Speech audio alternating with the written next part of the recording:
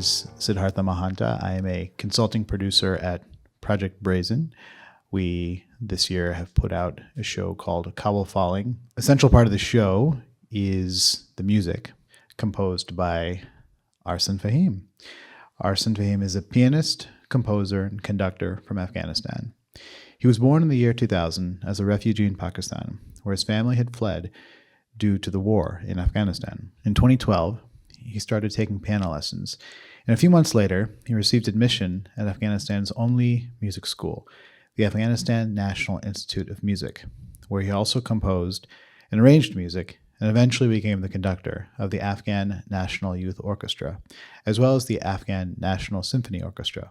In 2021, only 2 weeks before the Taliban took control and once again banned music in their country, Arson arrived in the U.S. and started his studies at the Longi School of Music, where he was awarded a scholarship. Arson believes in the power of music to bring social change and considers music to be a vital weapon against fundamentalism and radicals who try to silence music.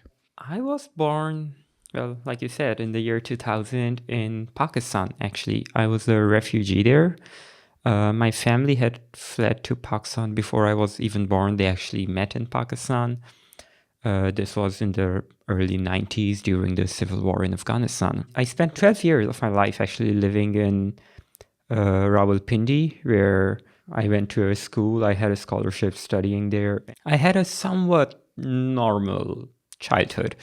I mean, being a refugee from Afghanistan, you can't really ever be normal, but normal enough. My family would talk to me about Afghanistan, what's going on back there. From time to time, I could visit. This was like early after the US had come in. And even if I wasn't there, it's something that was close to me to know what's going on, where I'm from, and what I still had family in Afghanistan and what they're going through. So it was like a weird time to live in Pakistan, to not be in your own home, to be a refugee and still not actually feel at home in this other country either, because obviously you're not from there. And I was lucky because at least I got to go to school and I got to live with my family, and things were somewhat okay. But one of the most important things that in pretty much my whole life that happened was in Pakistan, and that was watching The Pianist.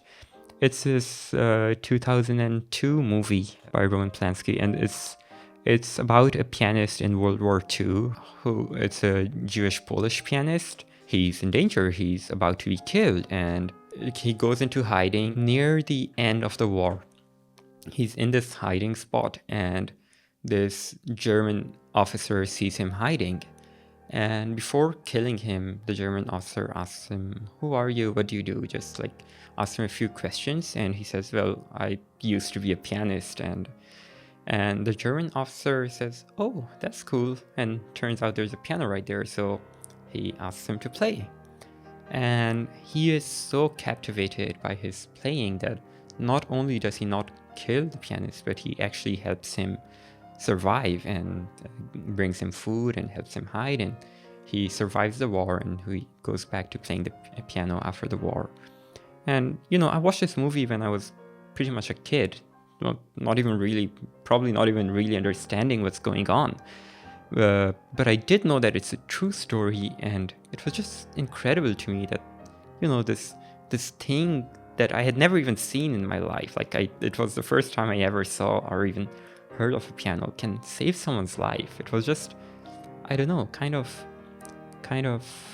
made me curious about it. Like, what is this thing? How can it save a person's life? Like, is it really that powerful? So I kind of developed this obsession with the piano, but being refugees in Pakistan, pianos were super rare, even more expensive, and at the time just not possible for my parents to get me piano lessons. One of the things I was most excited about was that I knew there was this learning center in Kabul where they offered completely free piano classes. The first thing I did was go start taking piano lessons.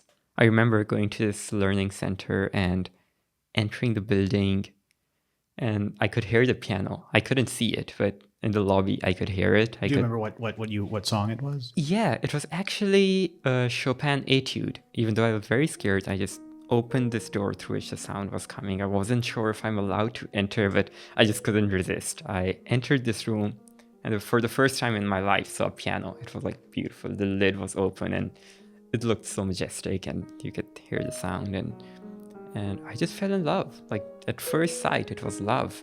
I started lessons that same day. For the next few months, I would be spending like 6-8 hours a day practicing. Like that's all I did pretty much. Like I had just become so obsessed with the piano. During lunchtime at the learning center, I would go take my lunch and come back and eat it under the piano. Like that's how crazy I went with it. Both of your parents were teachers, is that right? Yes, that's correct. I am very lucky to have a family that are very open to music, supportive of my career. They appreciate music. Unfortunately, in Afghanistan, there are families who wouldn't want their children to become a musician, but that's not the case with my family. When it came to your getting to work with us on Kabul Falling, how did it happen?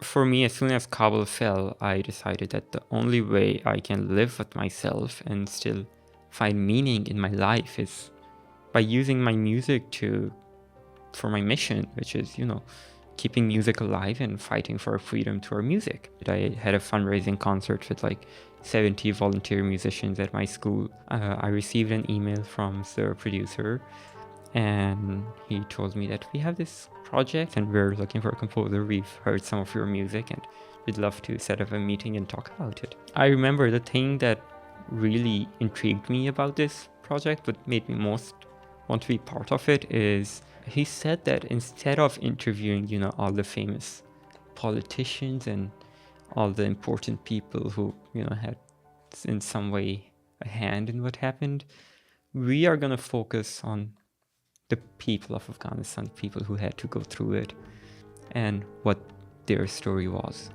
And that's what really interested me. That's what I felt most connected to, and I can relate to those people because in many ways I am one of them. I wanted to use my music to raise my voice, and I had this beautiful opportunity to write the soundtrack and express my views through it and raise awareness about what's going on in Afghanistan through my music. Writing the music for Kabul Falling was kind of easy in a way. Like, of course, no project is ever easy. It takes time and effort, but the emotions are so real, so close that I didn't have to look for the music too much. It would just come out. They would send me kind of excerpts of interviews to listen to and to help me kind of figure out the vibe for the music. And I was on my way to school, sitting on the train and listening to this. And I burst into tears on the train, just listening to the audio. It didn't take me a lot of searching to find the right notes to express how I felt.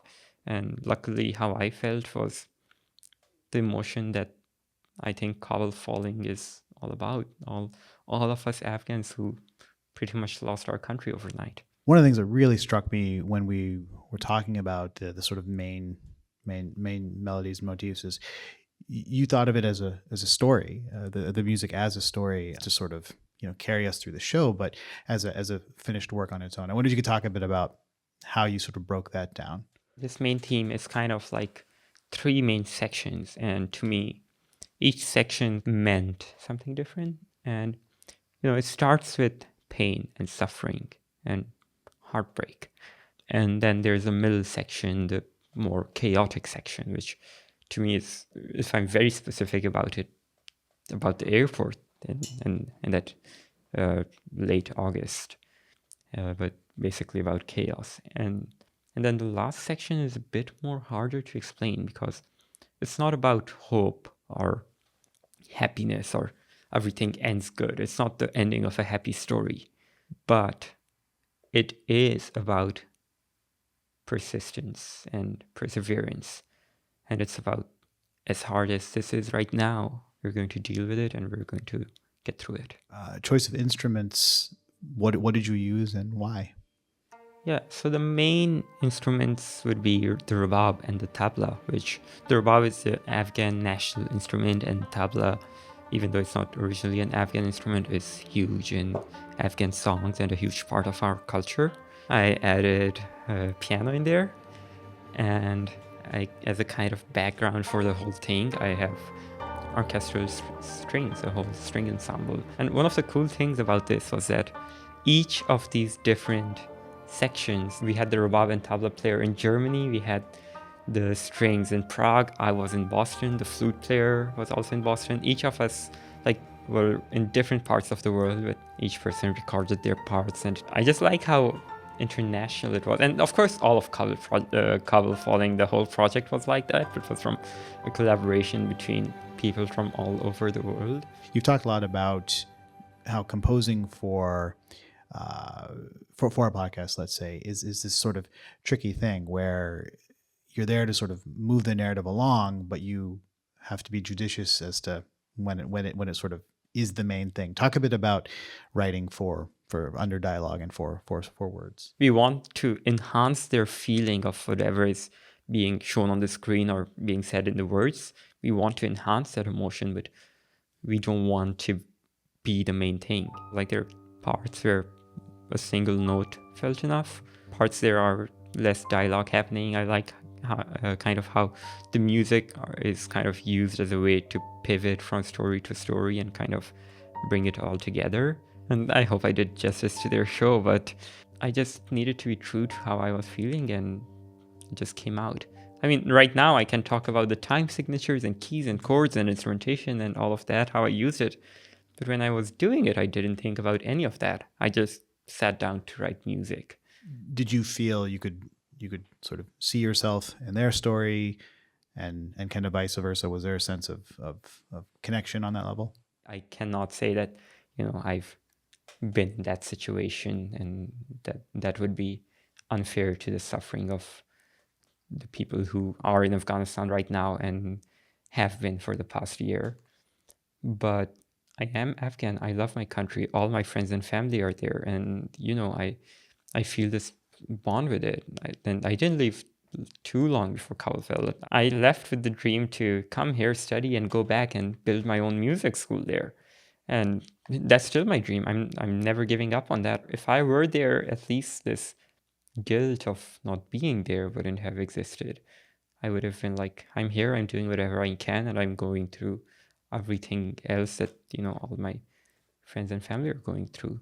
But to see them from away and like all the worrying and all the fear that I felt I've never been worried about myself, even living there, like bomb blasts and everything happened every day. And I was never scared of what if something happens to me. But the thought that something might happen to someone I love, like especially those first day or two that they were still coming into Kabul, I just can't explain how scared I was too. I checking my phone every 30 seconds to see what the new update is. As you've spoken about, the Taliban regime, both the restored version and the previous version had very specific orientation towards music. I wonder if you could talk a bit about that. After about 2 or 3 months at this learning center, my teacher who was teaching me at this learning center was a student at the Afghanistan National Institute of Music. That's the country's only music school, and he saw how interested I was, so he suggested to me, like, you should apply to the music school and study there, and that's what I did. I found this huge community of other Afghans like me, young Afghans who are super passionate about music and care about it so much. We all have this extreme love for. A challenge that we would face every day that most music schools around the world probably doesn't face is pressure from the Taliban and from other fundamentalists and warlords and, radicals. The Taliban's very extremist view of Islam, they consider music to be haram, to be a sin, and they don't allow it. In the early 2000s, late 90s, music was completely banned. Anyone playing music, they would have their hands cut off. And if they caught any instrument or cassettes or anything like that, they would break it, they would destroy it. Most musicians had to flee the country or go into hiding. So, there was no sound of music. It's hard to imagine. Music is something so important in every human's life and throughout history. We use music before we even could speak, before we had words. And to not have music is stupid, for lack of a better word. In 2014, our school was attacked during a concert.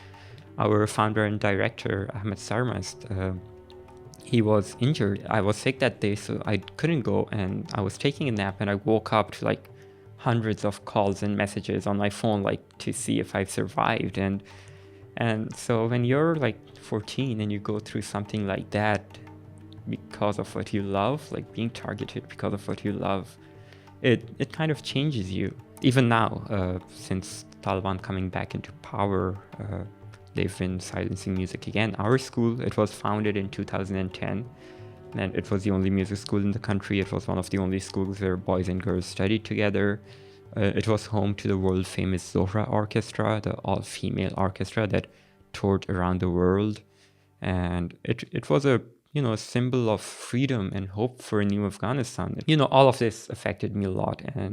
And to this day, like seeing musicians again being destroyed. And our school is now a military outpost for the Taliban.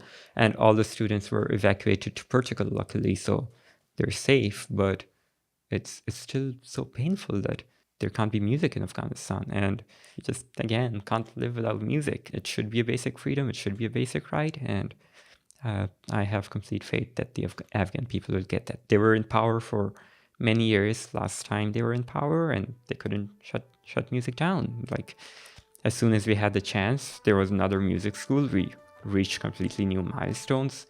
We had this, Zohra, for example. And like me, there are dozens of Afghan musicians studying in music schools around the world right now. We didn't have that back in the 90s.